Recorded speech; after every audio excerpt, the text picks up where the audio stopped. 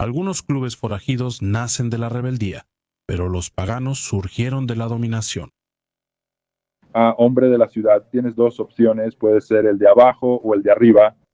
Sabes, y si te gusta que te molesten y te gusta que te empujen, pues lo haces de esa manera. Pero si no, tienes que conseguirlo como sea necesario. Desde que llegaron a la costa este, trajeron una energía distinta, silenciosa, sombría e intransigente. Mientras otros clubes rodaban por libertad o hermandad, los paganos lo hacían con un propósito. No les importaba ser queridos, comprendidos o comparados con las leyendas del oeste. Les importaba el poder, el territorio, el control.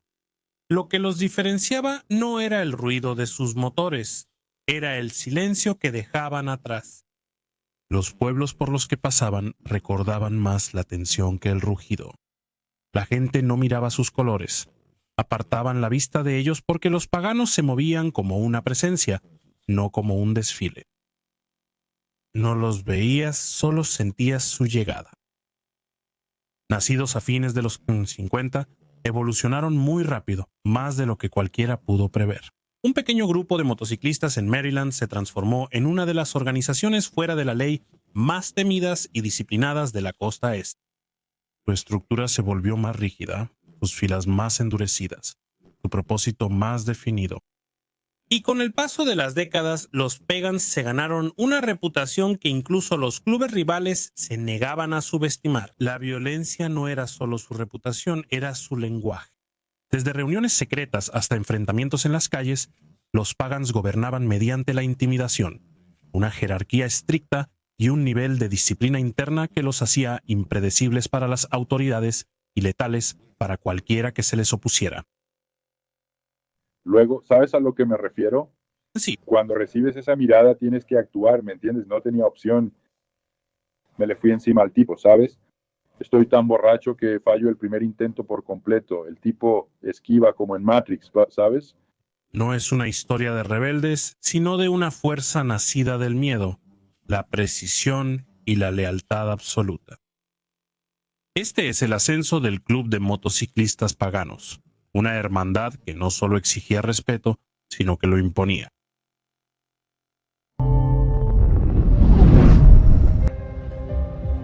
Los paganos no empezaron como el monstruo en que luego se convertirían. A finales de los años 50, solo eran un pequeño grupo de motociclistas recorriendo los caminos rurales de Maryland. Un grupo de hombres que buscaban independencia del mundo que los oprimía cada vez más.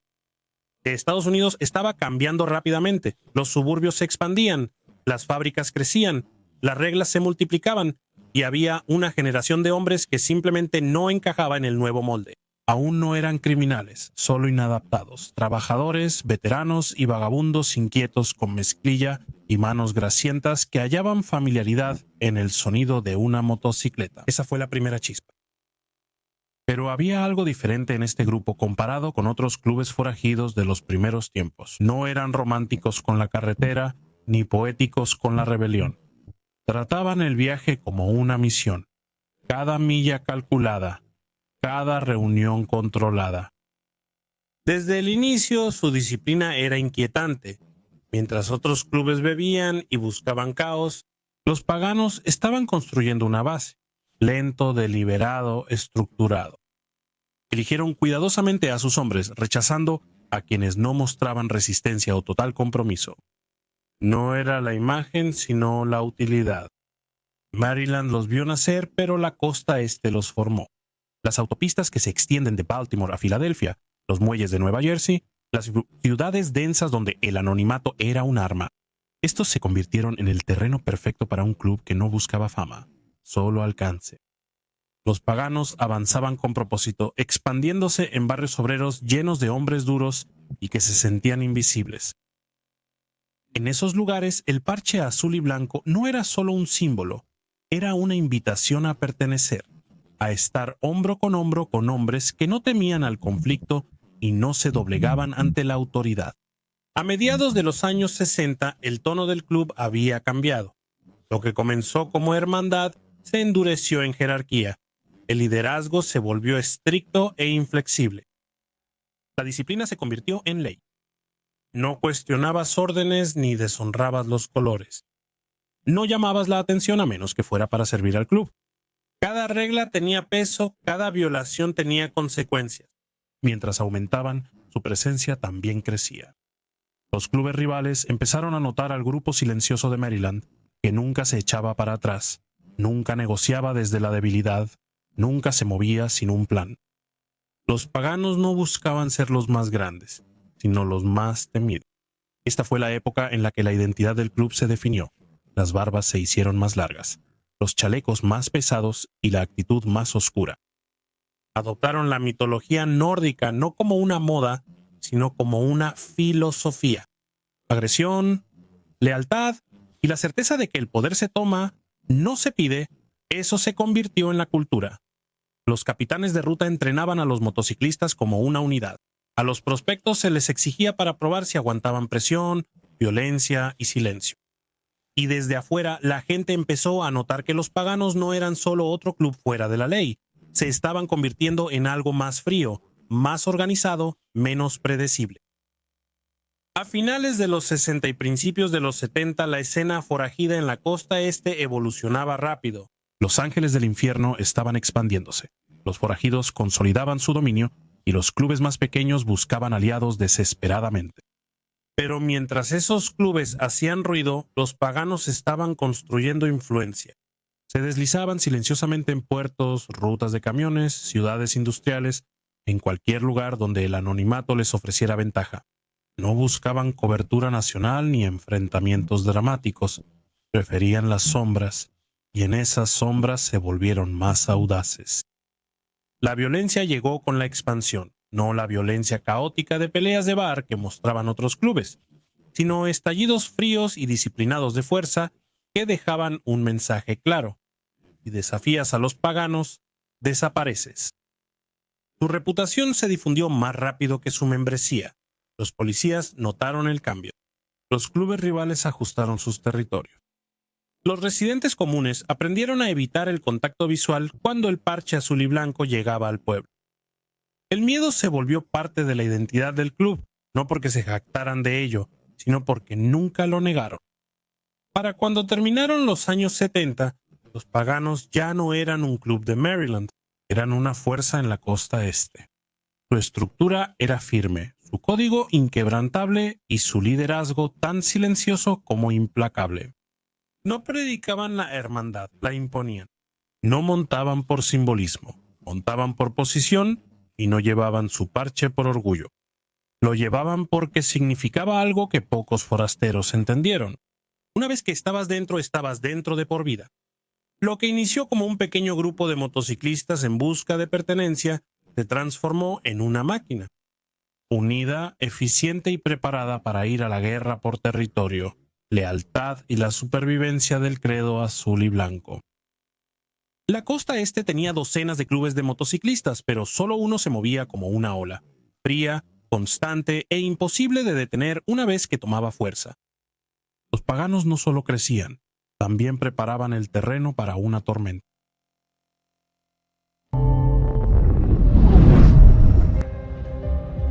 Los paganos no ascendieron por magia ni trato. Ascendieron gracias al impulso, un impulso constante y aterrador que barrió la costa este como un frente de tormenta que nadie vio venir hasta que ya estaba encima. A principios de los años 70, el club había evolucionado más allá de la hermandad y la disciplina. Se había convertido en una fuerza de la naturaleza moldeada por la agresión, afilada por la necesidad y dirigida por un liderazgo que entendía una verdad. El control se obtiene por miedo o respeto, y los paganos estaban listos para lograr ambos. El crecimiento trajo rivales. Cada autopista de Baltimore a Filadelfia llevaba colores: forajidos, brujos, raza, ángeles del infierno, pandillas más pequeñas y locales peleando por bares, caminos secundarios y cuerpos dispuestos a pelear por ellos. Los paganos no negociaban territorio, lo tomaban no de forma ruidosa ni pública, pero sí decisiva. Un bar que antes recibía a otro club de repente cambiaba de actitud. Un pueblo donde otra pandilla solía reunirse se vaciaba silenciosamente. Cada cambio era sutil, como el tirón de una resaca que arrastra la orilla de regreso al océano. Un día la presencia rival estaba ahí, al siguiente ya no. Su método no era el caos, era la presión. Enviaron grupos de jinetes a explorar, observar, aprender los patrones. Observaban en silencio antes de actuar. Cuando era el momento, atacaban rápido, de forma abrumadora, y con una precisión que los rivales rara vez veían venir. Las peleas no eran riñas, sino declaraciones calculadas. Cuando los paganos marcaban un territorio, no lo soltaban. Sus miembros seguían órdenes estrictas.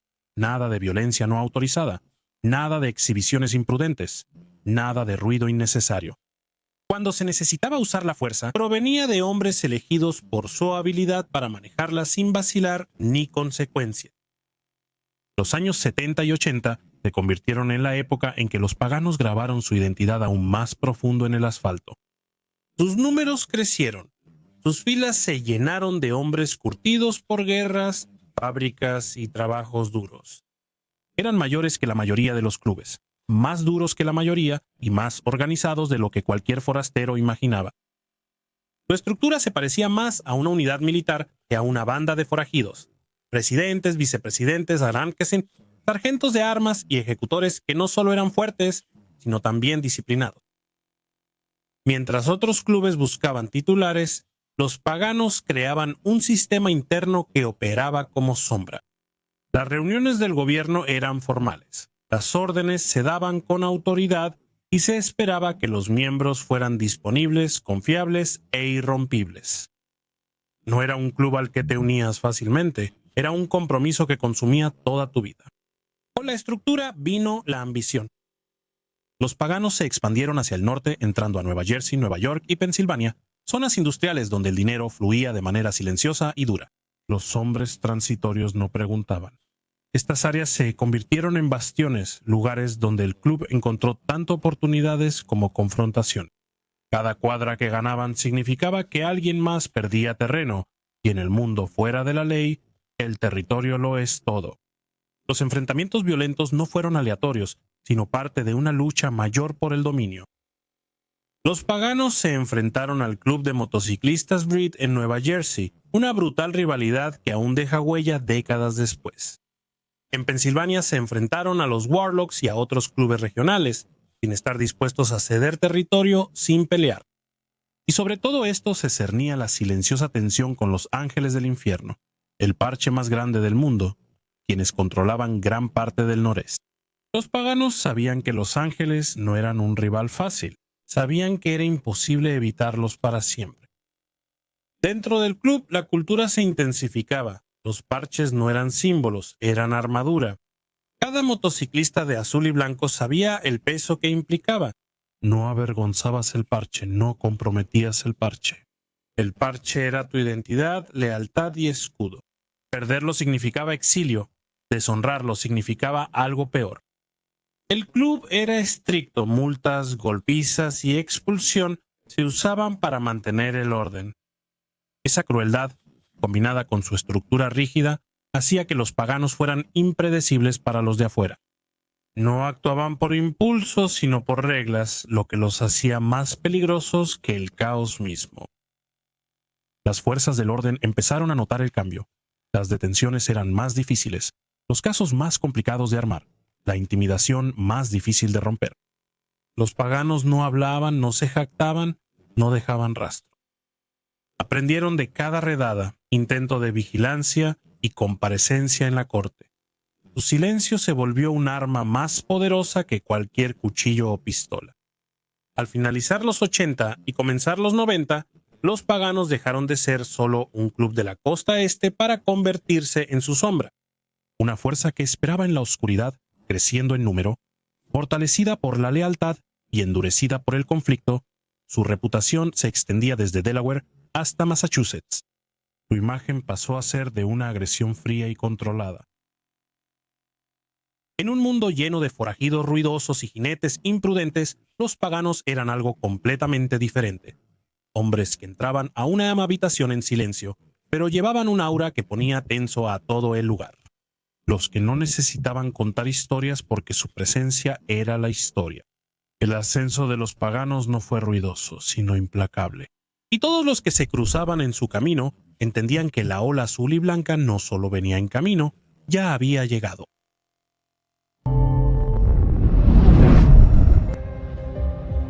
Para la década de los 90, los paganos ya se habían forjado una reputación como uno de los clubes fuera de la ley más controlados e implacables de la costa este. Todo cambió cuando un hombre tomó las riendas. Un hombre cuyo liderazgo remodelaría toda la organización y la arrastraría a uno de los capítulos más violentos en la historia de los clubes de motociclistas. La mayoría lo llamaba para el mundo exterior, era una figura imponente con una barba como la de un vikingo y unos ojos que nunca se suavizaban ante los paganos. La mayoría lo llamaba Con. Para el mundo exterior, era una figura imponente con una barba como la de un vikingo y unos ojos que nunca se suavizaban. Para los paganos, él era el hombre que tomaría la estructura del club, afilaría cada parte de ella y luego la soldaría toda en un arma destinada a dominar la costa este. Conley no ascendió por el ruido ni por la teatralidad, ascendió por el miedo, la disciplina y un compromiso inquebrantable con el control. Antes de ser presidente nacional, ya se había forjado una reputación como un hombre que no negociaba con la debilidad. Recompensaba la lealtad sin piedad y castigaba la desobediencia con precisión. Bajo su mando, el club dejó de ser una hermandad y empezó a convertirse en algo más parecido a un grupo militar privado, estructurado, duro e inquebrantablemente leal. Uno de sus primeros cambios fue endurecer la jerarquía. Los oficiales del capítulo reportaban como soldados. Las reuniones dejaron de ser convivencias y solo eran sesiones informativas. Todos tenían un papel y eran reemplazables, menos el hombre en la cima. El parche no te hacía poderoso, Con lo hacía. Él expandió el club en áreas donde ya influía, muelles, centros de transporte y corredores industriales. Él quería que los Pagans fueran la base de la costa este, con raíces en cada luz de almacén, bar de carretera y tramo de asfalto donde los hombres rodaban porque no pertenecían a otro lugar. Pero con la expansión vino el conflicto. El club de motociclistas Breed, que alguna vez fue una fuerza dominante de Nueva Jersey y Pensilvania, de repente se encontró superado en número y superado en estrategia. Los paganos de Con no escalaron lentamente, aplastaron a la oposición rápidamente. Bares antes controlados por otros clubes cambiaron de dueño rápidamente. La ciudad cambió de lealtad en silencio y cuando estalló la violencia fue estratégica, coordinada y buscaba enviar un mensaje claro. La paz no era el objetivo, el control lo era. Luego llegaron los Warlocks, no el grupo de Florida, sino los Warlocks de Pensilvania y Nueva Jersey, los que durante mucho tiempo habían tenido territorio en lugares que los paganos querían bajo el mando de Con. Los paganos los trataron igual que a cualquiera que se les interpusiera, con una presión decisiva que nunca cedía. Pero la mayor sombra que se cernía sobre el club no era local, eran los Ángeles del Infierno. Los Ángeles eran el club de motociclistas más grande, rico y reconocible del planeta. Su presencia en Nueva York era fuerte, su influencia en el noreste, innegable. Durante años hubo tensiones frías entre ambos. Ambos bandos observaban cómo el otro se expandía, ambos esperaban un error. Muchos pensaban que pronto la fricción silenciosa se volvería algo más ruidoso. Bajo Con, ese miedo se volvió profecía. Él no solo se preparó para el conflicto, endureció a todo el club para ello. El entrenamiento y la disciplina se intensificaron y también cambió el reclutamiento. Menos prospectos, selecciones más estrictas y más hombres conscientes del peso de un parche de guerra. Con ya no estaba formando un club, estaba formando un ejército. Y las autoridades lo notaron. Las agencias federales empezaron a describir a los Pagans como la pandilla de motociclistas fuera de la ley más violenta de la costa este. Rastrearon reuniones, interceptaron mensajes codificados y observaron cómo la influencia del club se extendía de estado en estado. El liderazgo de Con hizo que los Pagans fueran demasiado organizados para ser ignorados y muy peligrosos para ser subestimados. Dentro del club, la lealtad se transformó en otra cosa. El miedo y el respeto se entrelazaron tan fuerte que se volvieron inseparables. Los miembros seguían a Con no porque lo admiraran, sino porque él representaba el tipo de orden que hacía posible la supervivencia. Hacías tu trabajo, seguías las reglas, te mantenías callado y, a cambio, el club te daba identidad, protección y un lugar en un mundo al que no le importaba si vivías o morías. Conley actuaba como si esperara que su imperio fuera puesto a prueba constantemente. Siempre estaba observando, siempre planeando, siempre preparándose para el día en que la costa este estallara, y a finales de los 90 sucedió exactamente como lo predijo. Los eventos que siguieron fueron noticia nacional. Sacudieron el mundo de los clubes de motociclistas y demostraron por qué el nombre de Con todavía tiene peso hoy en día. Bajo su mando, los Pagans alcanzaron un nivel de organización y agresividad que pocos clubes habían igualado y que ninguno podía ignorar. Su liderazgo no solo cambió al club, lo definió.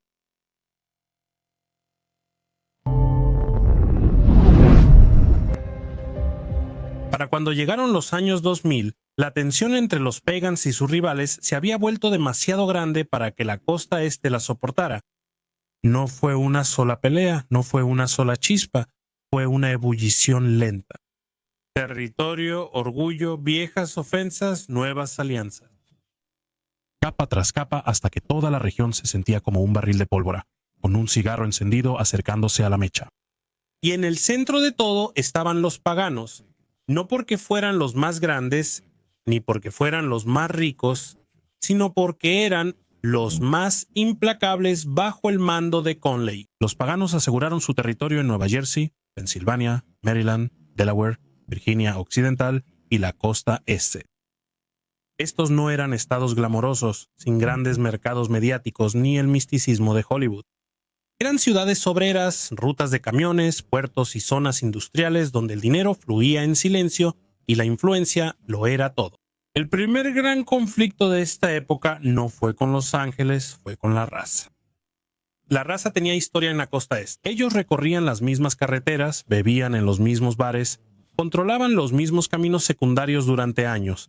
Ambos clubes lograron una coexistencia incómoda, pero Conley no estaba interesado en coexistir, él quería el dominio. La guerra inició como muchas entre clubes de motociclistas, silenciosa tras un bar con nuevo dueño, un negocio que cambia de lealtad y una pelea inesperada. Luego escaló, tiroteos en gasolineras, casas club incendiadas en medio de la noche, miembros golpeados o desapareciendo en las afueras de las ciudades. Donde antes colgaba el parche equivocado en la pared, los Breed estaban en minoría y lo sabían. Los paganos se movieron rápido y con precisión, capítulo por capítulo, ciudad por ciudad. No era caos, era estrategia. En pocos años, el club de motociclistas Breed quedó reducido a fragmentos y apenas sobrevivía en las sombras. Mientras los Pagans tomaban su territorio, luego llegó la facción P.A.N. Hunt del club Warlocks. Los Warlocks no eran un club grande, pero estaban muy arraigados en zonas que los Pagans deseaban. Sus miembros eran tercos, sus parches antiguos, sus alianzas impredecibles. Eso los convertía en un problema. Cuando los paganos ven a alguien como problema, el suelo bajo sus pies se mueve. De repente, los bares de los brujos empezaron a ver motos de los paganos afuera más seguido. Los lugares neutrales se volvieron hostiles y las peleas pequeñas se convirtieron en grandes. Los clubes que antes compartían espacio empezaron a cerrar antes, vigilar estacionamientos y contar motores por la noche. La policía intentó intervenir, pero los paganos ya habían aprendido sus lecciones décadas antes. Mantén operaciones en silencio, recorridos cerrados y manos limpias hasta que sea necesario. Pero todo esto, los Breed y los Warlocks, solo fue pues el calentamiento. La colisión real fue con los ángeles del infierno, quienes no entraron al territorio de los Pagans sin saberlo. Ya tenían bastiones en Nueva York y se estaban expandiendo a la región circundante. Y los Pagan veían cada nuevo chaleco de ángel como una declaración: estás en nuestra casa. La fricción comenzó de manera sutil. Las puertas se cerraban cuando cualquiera de los clubes entraba. Bares divididos por parches, estacionamientos que parecían puntos de control, caminos donde ninguno de los dos bandos cedía ni una pulgada. Ambos clubes fingían que no era una guerra, pero todos en la costa este sentían que se acercaba. Los ángeles llegaban con números, dinero e historia. Los paganos llegaban con disciplina, estructura y un tipo diferente de miedo. El tipo que surge de historias de hombres que nunca llamaron a la policía, nunca se hablaron con extraños, nunca olvidaron una ofensa. La confrontación no fue una sola batalla, fueron docenas. Hubo peleas de bar que destruyeron habitaciones, emboscadas en la carretera desconocidas por el público y enfrentamientos en eventos neutrales que volvieron caóticas ferias enteras. Y el punto de mayor infamia, el Hellraiser Ball 2002, donde varios clubes, incluyendo a los paganos y los ángeles del infierno, estallaron en violencia dentro de un salón de banquetes en Long Island. Se sacaron armas, se mostraron cuchillos, la gente huyó debajo de las mesas. Las consecuencias dejaron muertos y heridos en el suelo, y el incidente se convirtió en uno de los enfrentamientos de clubes más documentados en la historia de la costa este. Las fuerzas del orden respondieron con todo lo que tenían: redadas, acusaciones, vigilancia, agentes encubiertos, autos sin placas siguiendo a los miembros del club durante horas. Pero los Pagans no se rindieron, al contrario, se volvieron más unidos, más organizados, más peligrosos bajo presión.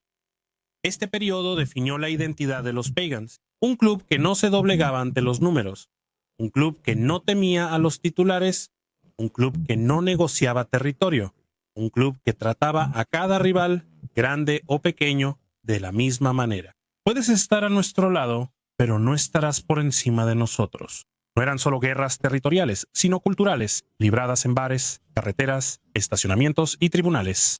Y los paganos sobrevivieron.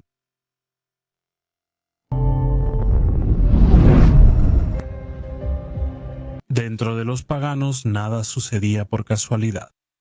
Cada paseo, reunión y demostración de fuerza formaban parte de un sistema creado tras décadas de conflicto y supervivencia.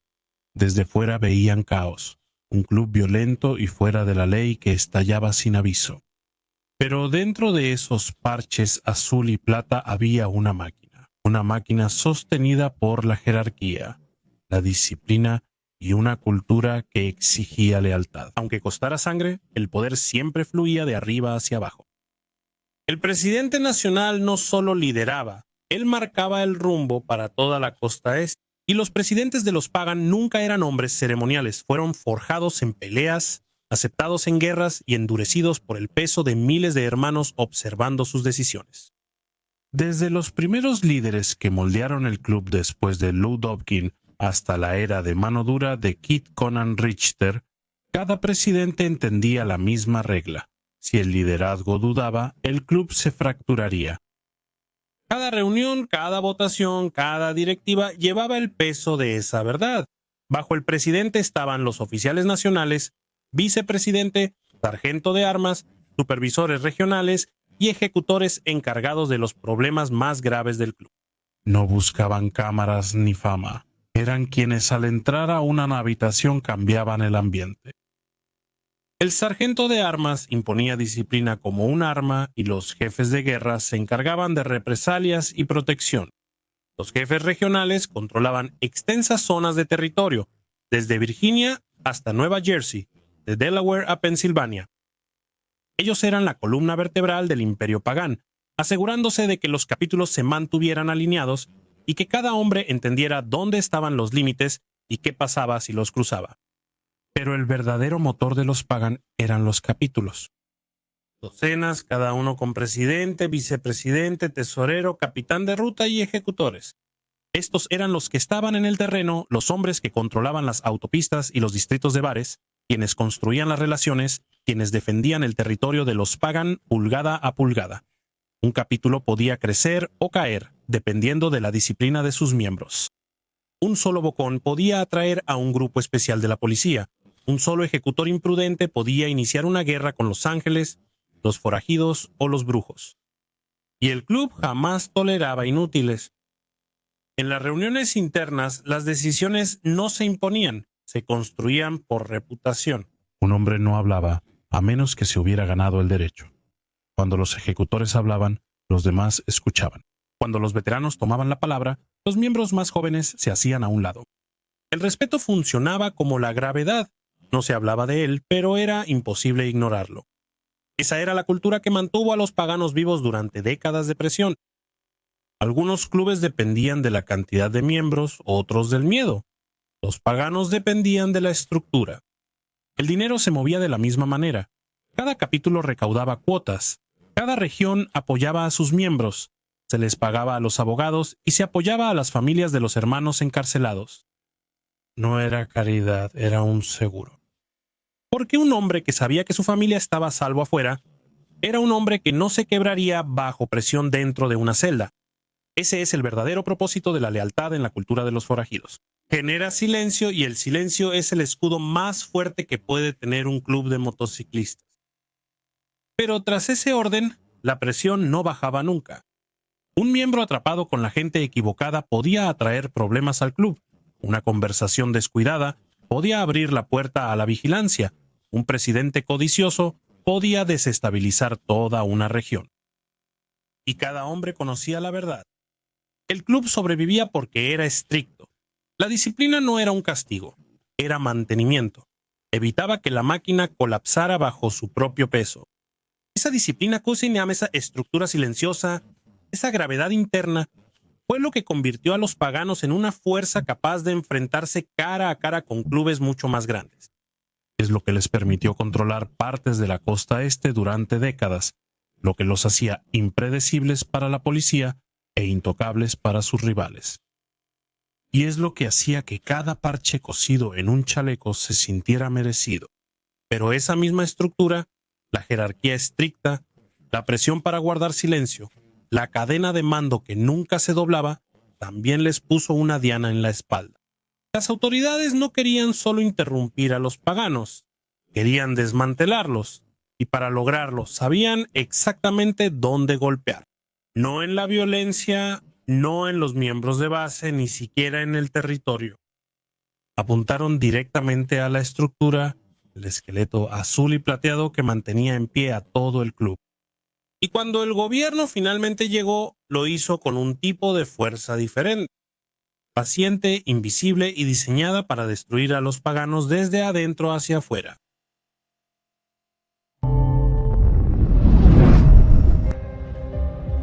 Los paganos sobrevivieron guerras callejeras, clubes rivales, motines internos y presidentes de temperamento explosivo. Pero nada los puso a prueba como la lenta y sofocante presión del gobierno federal. Las fuerzas del orden no atacaban solo con redadas, venían con tiempo y paciencia. Expedientes más gruesos que las guías telefónicas y una estrategia basada en una sola creencia. Si aprietas a un club el tiempo suficiente, alguien se romperá. Las primeras grietas no se manifestaron en violencia, sino en patrones, nombres que se repetían en investigaciones separadas. Los mismos bares aparecían en los registros de vigilancia de diferentes estados. Los Pagans pasaban por territorios a las mismas horas, se reunían con los mismos hombres, estacionaban las mismas motos en los mismos puntos ciegos. El club operaba como una máquina, pero las máquinas dejan huellas, y los agentes federales seguían a todos. Grupos especiales como Oficina de Alcohol, Tabaco, Armas de Fuego y Explosivos FBI, la Policía Estatal y departamentos locales se formaron en silencio. No compartían placas, pero sí objetivos. Observaban las noches de motos, memorizaban colores y tatuajes. Vigilaban talleres, estudios de tatuajes, bodegas y los estacionamientos de los clubes. No requerían una guerra para empezar el caso, solo la rutina de los paganos. Luego vinieron las intervenciones telefónicas, conversaciones que parecían inofensivas, planes de viaje, favores, bromas en clave, todo se fue uniendo hasta formar mapas de influencia. La jerarquía del club se notaba solo por las voces. ¿Quién hablaba más? Daba instrucciones y a quién obedecían. Una frase de un presidente de capítulo podía coincidir con el asentimiento silencioso de un líder regional en otro estado. No importaba si las palabras eran vagas, la estructura hablaba por sí sola. Los equipos de vigilancia seguían las mismas motos por varios condados. Vieron a los hombres salir de una reunión en el club y dirigirse por la carretera en formación cerrada, motores rugiendo, placas bajas cubiertas de suciedad de la carretera en la oscuridad. Los siguieron a bares, almacenes y cuartos traseros, donde las voces bajaban y las manos cerca de los cinturones. Los agentes aprendieron los patrones de los paganos mejor que algunos prospectos. Pero el arma más grande que usó el gobierno no fue la vigilancia, sino la desesperación, esa que viene de un hermano enfrentando una década tras las rejas. Un hombre que pensaba estar protegido descubrió que su capítulo no podía evitar una acusación federal. Y fue entonces cuando aparecieron los informantes, de manera silenciosa, con cautela. A veces por miedo, a veces por sobrevivir, a veces porque un hombre había construido una vida que no estaba dispuesto a perder por un parche. El club lo sabía. Sintieron que el silencio aumentaba, las reuniones eran más pequeñas, los teléfonos se dejaban fuera y la conversación pasaba a los estacionamientos, donde los motores ahogaban las palabras. Los paganos se adaptaron como sabían, haciéndose más difíciles de descifrar, pero los federales ya llevaban años leyéndolos. Sabían quién visitaba a quién, qué talleres recibían más tráfico, qué miembros manejaban el dinero, cuáles se encargaban de la disciplina y cuáles de las conexiones. Nadie lo decía en público. No necesitaban confesiones, necesitaban patrones, y los paganos tenían patrones grabados en el asfalto a lo largo de la mitad de la costa este. Las acusaciones no se emitieron todas juntas, sino que cayeron como fichas de dominó. Nueva Jersey, Pensilvania, Virginia Occidental, Virginia, Delaware. Diferentes casos, diferentes cargos, diferentes años, pero todos unidos por un hilo: la presión. El gobierno confiscó motocicletas, allanó casas club, sacó fotos antiguas de capítulos de casilleros de almacenamiento, rastrearon armas, siguieron depósitos bancarios, conectaron a hombres a través de reuniones que ocurrieron con años de diferencia. Cada arresto eliminaba una parte de la máquina. Un líder regional aquí, un oficial de capítulo allá, un ejecutor muy respetado en otro estado. El club no colapsó, pero el peso cambió y cada cambio se propagó hacia afuera. Entre los paganos, esa presión era como tormenta en los huesos. Los hombres ya no confiaban igual. Se vigilaba más a los prospectos, se ponían a prueba las viejas amistades y los capítulos cerraban filas, presionando incluso a los miembros más experimentados. Algunos susurraban sobre traición, otros susurraban sobre el juego a largo plazo del gobierno, todos susurraban sobre quién vigilaba a quién. Pero los paganos no desaparecieron, no se fracturaron, no se rindieron, se adaptaron. Eso los hizo diferentes de otros clubes. Cuando la presión federal cayó sobre los bandidos o los forajidos, las explosiones fueron públicas.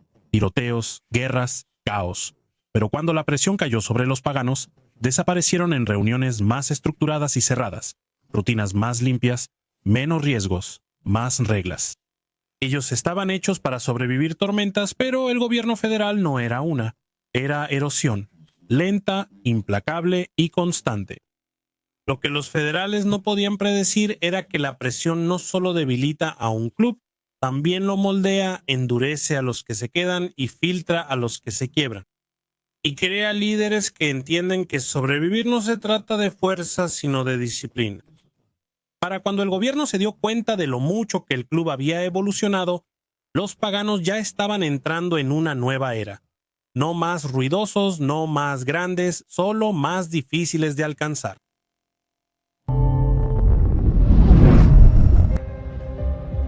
Los paganos habían sobrevivido a décadas de presión, guerras callejeras, operativos federales, fracturas internas. Pero a finales de los 2000 ocurrió algo que el club no había visto en años. Un renacimiento no del tipo construido sobre el caos o guerras territoriales, sino un resurgimiento calculado liderado por hombres que entendían que el mundo fuera de la ley había cambiado y que el club tenía que cambiar con él. La transformación no fue inmediata. Inició en silencio en los cuartos traseros del club y reuniones nocturnas, donde veteranos se sentaban ante líderes jóvenes que no querían repetir viejos errores. No querían otra guerra con los ángeles del infierno, no querían titulares, no querían ese tipo de cultura llamativa y fuera de la ley que atraía cámaras y acusaciones. Lo que querían era control, un control real y estructurado que no pudiera ser desmantelado por un solo arresto o un solo informante. El primer paso fue la unidad. Durante años los capítulos operaban como islas independientes conectados por los colores, pero separados por la distancia y la personalidad. El nuevo liderazgo fue más estricto.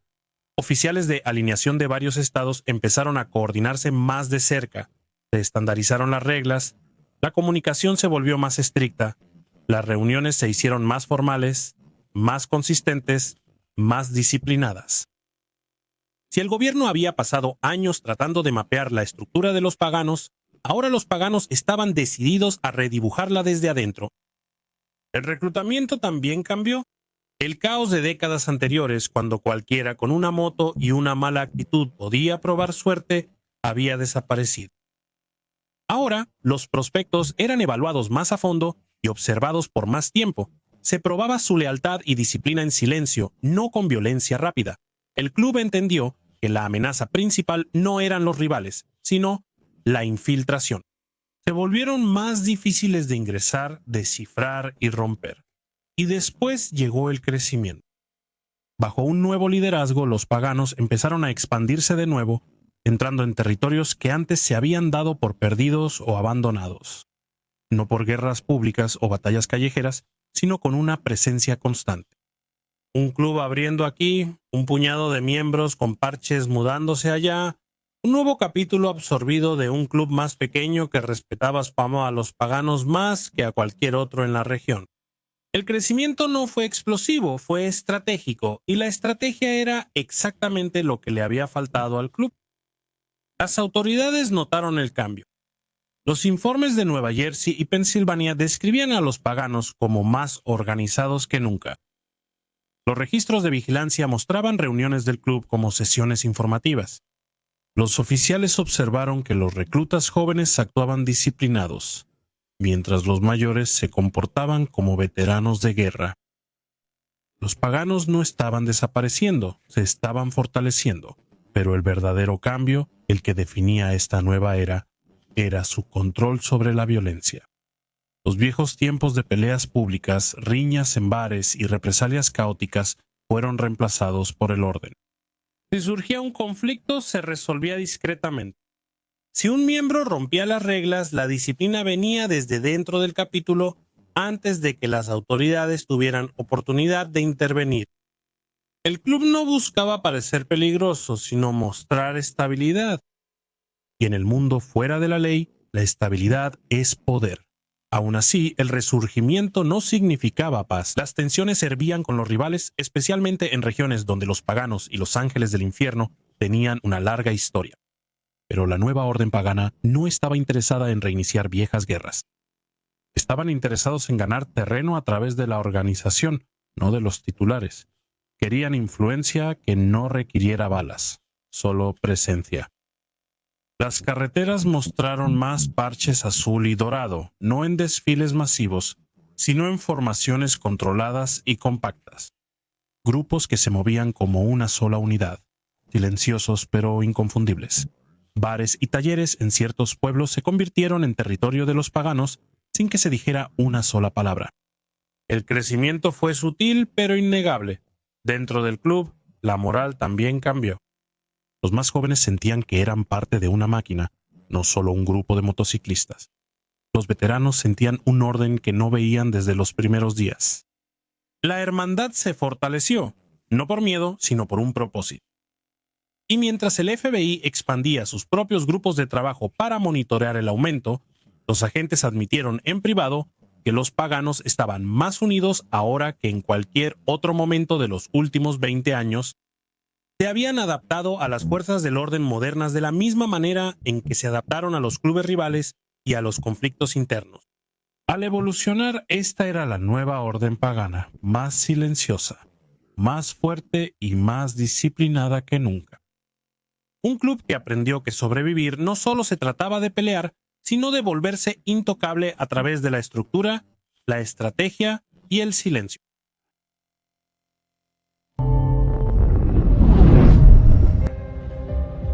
Los paganos no se convirtieron en uno de los clubes forajidos más temidos de Estados Unidos persiguiendo titulares. Se convirtieron en uno sobreviviendo a guerras, a cambios de liderazgo, a redadas federales que habrían destruido a hermandades menores. Y si hay algo que demuestra su historia es que la supervivencia no es cuestión de suerte, sino de diseño. Su legado inicia en sitios que pocos ven, caminos secundarios donde los miembros con parches siguen rodando juntos. Las casas club silenciosas escondidas detrás de talleres mecánicos y almacenes, los pueblos pequeños donde el parche azul y dorado todavía hace que la gente baje la voz. Aún tras décadas de conflicto y vigilancia, los paganos siguen ligados a la cultura de la costa este y a la escena forajida del Atlántico Medio. No porque ganaron todas las guerras, sino porque se negaron a desaparecer.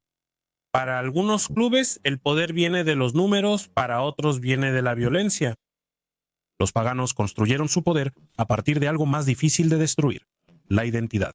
Sus colores, sus rituales, su estructura se convirtieron en símbolos de una cultura que sobrevivió a redadas y acusaciones. Los hombres que llevan el parche no son solo motociclistas, son herederos de un sistema que se ha perfeccionado con cada crisis que el club ha enfrentado. Ese sistema más que nada es lo que define su legado: orden, disciplina, control. Mientras que otros clubes se inclinaban hacia el caos, los paganos aprendieron a operar como un organismo muy unido. El liderazgo se adaptó, los capítulos se reorganizaron, los miembros aprendieron cuándo debían alzar la voz y cuándo debían guardar silencio. Cada década añadía una nueva capa a la máquina. Cada conflicto la hacía más difícil de desmantelar. Agentes federales que han pasado sus carreras siguiendo al club admiten lo mismo. Los Pagans no se quiebran. Ellos se adaptan, cambian de territorio, cambian de liderazgo, cambian de tácticas. Estudian la presión de la misma manera que estudian las oportunidades. Cuando la presión aumenta, se van a la clandestinidad. Cuando los rivales se fortalecen, ellos se consolidan. Cuando surgen nuevas leyes, identifican lagunas y se reorganizan en torno a ellas. Han dominado el arte de sobrevivir en un entorno diseñado para borrarlos, pero su legado no está solo en la estrategia, sino en los hombres que lo vivieron. Generaciones de motociclistas que se unieron porque necesitaban pertenecer en un mundo que no les ofrecía nada. Hombres que hallaron propósito en la hermandad, ya fueran veteranos curtidos o jóvenes buscando escapar de un futuro incierto. Para ellos el club era más que una organización, era un hogar. Uno peligroso, sí, pero también leal. Un lugar donde tu palabra valía, tus hermanos te apoyaban y el mundo exterior desaparecía al encender los motores. Ese lazo crea mitos, historias que se transmiten en bares, talleres y patios de prisión, relatos de viajes que cruzaban estados, alianzas selladas con apretones de manos, conflictos resueltos sin que ningún periódico se enterara jamás. Cada miembro añade otro hilo al tejido. Algunos hilos son violentos, otros son leales. Todos se vuelven parte de la leyenda. Incluso ahora, mientras la tecnología transforma la aplicación de la ley y la vigilancia se intensifica alrededor de cada club fuera de la ley en el país, los paganos siguen firmes. Sus capítulos pueden evolucionar, su liderazgo puede cambiar, pero la identidad sigue siendo la misma: azul y dorado. Hermandad de la costa este. Por encima de la presión, el silencio sobre el caos, el parche sigue significando lo mismo que al principio. No te rindes y no te quiebras. Tu legado real es la resistencia. Década tras década su historia siguió adelante, no porque buscaran la fama, sino porque se negaron a ser borrados.